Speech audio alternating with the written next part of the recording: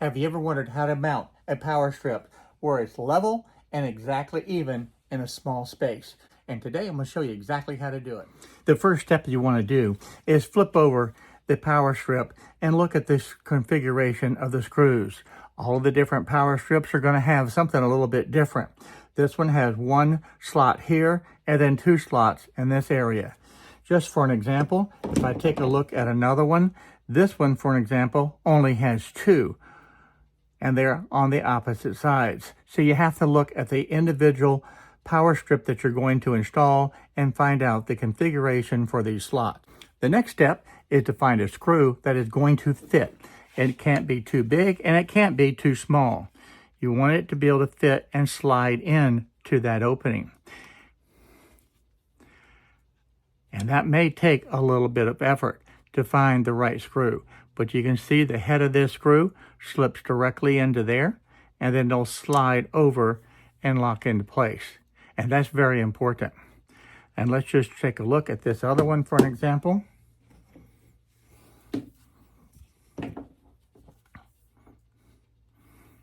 And this one, the screw would do the same thing on this particular one. So this is a nice little small screw that would fit into that opening and work well.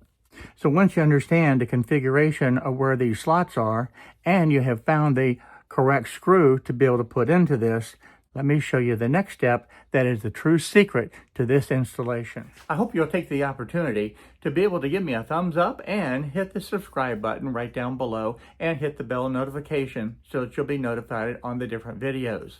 Now, the building of this end table is actually going to cover a lot of different topics because I'm going to have a concealed compartment and I'm going to show you exactly how to install that, as well as other different components that I think will be really beneficial to you that you can use in many different types of future projects.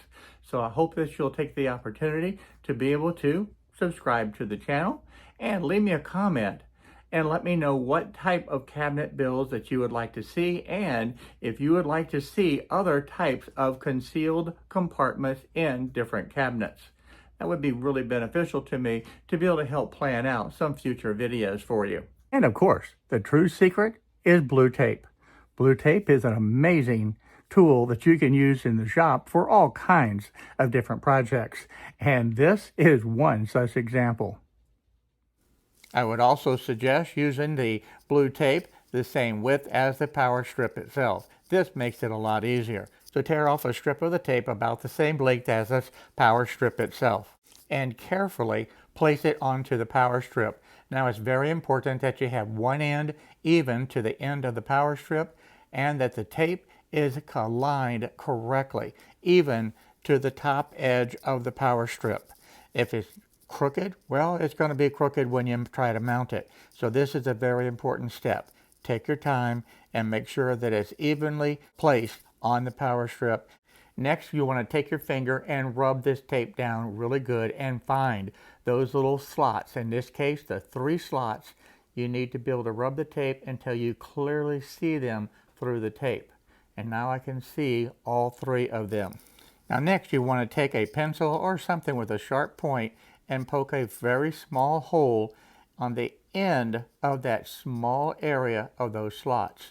Don't do it on the big end. Your alignment will not be correct because that's the final location of where this power strip is going to be. Now place the tape onto the area where you want the power strip to be located. At this point, just lightly stick it onto the surface because you're going to measure it and get it exact placement.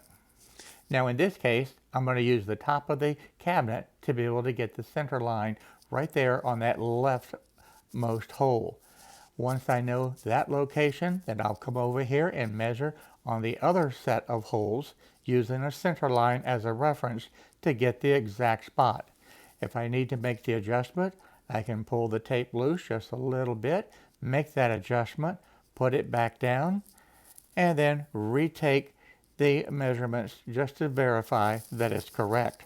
Once I'm satisfied that the tape is exactly where it needs to be, then I can just push down the tape and securely hold it in place. The next step, of course, is just to take the awl and with that little small hole that you have in the tape, you can push and make the hole into the wood, and you'll have the exact placement for the screws to go. You don't need a large hole, you just need a little hole with the awl, and that's all that's necessary. Now remove the tape, and you can clearly see the 3 holes that I need to be able to put the screws into. When you put these screws in, you need to make sure that they go in straight. Do not let them go in at an angle at all. They must go straight in to the appropriate hole. That's why I use a small screw gun to be able to install the screws. To me, this works better than a screwdriver, and certainly better than a big heavy drill. So this actually gives me more control to be able to have the exact placement of the screw to make sure that it goes in straight, and I can control the depth very precisely. Now, since I have just one slot down here, this is a perfect slot to be able to test out how far these screws need to be screwed in, or I should say screwed out. You don't want to screw them all the way in. And take this and just slide it in to that slot and test it and see how tight it is. And you want to be able to adjust this either a little bit tighter or maybe a little looser to be able to get this set at exactly the right height. And then when you're ready to line it up and put it in, I can literally put it right here, rotate this, have it slide into those slots, and then just push it over and it locks in place.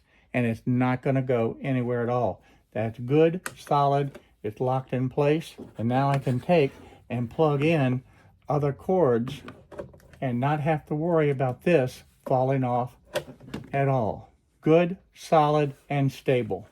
That's what you're looking for.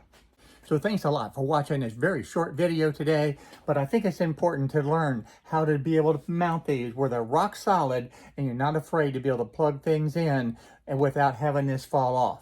In the description below, I'm also going to put in other videos that show you exactly how I built this end table. There's a lot of steps that went into this to make the concealed compartment up here, as well as the different components that I put together. So I hope that you'll take the opportunity to look at those other videos so that you can see the complete build of this end table.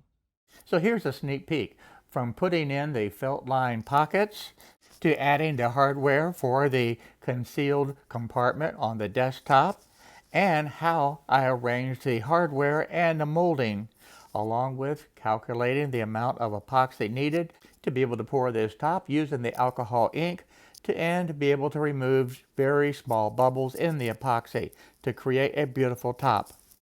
This is just a few of the tips and tricks that I'm going to show you and how to build this end table. Now, if you'd like to learn more about different home improvement projects, take a look at this video right over here, and I think it may help you out. So thanks a lot for watching, and I look forward to seeing you real soon in the next video. So bye-bye, everyone.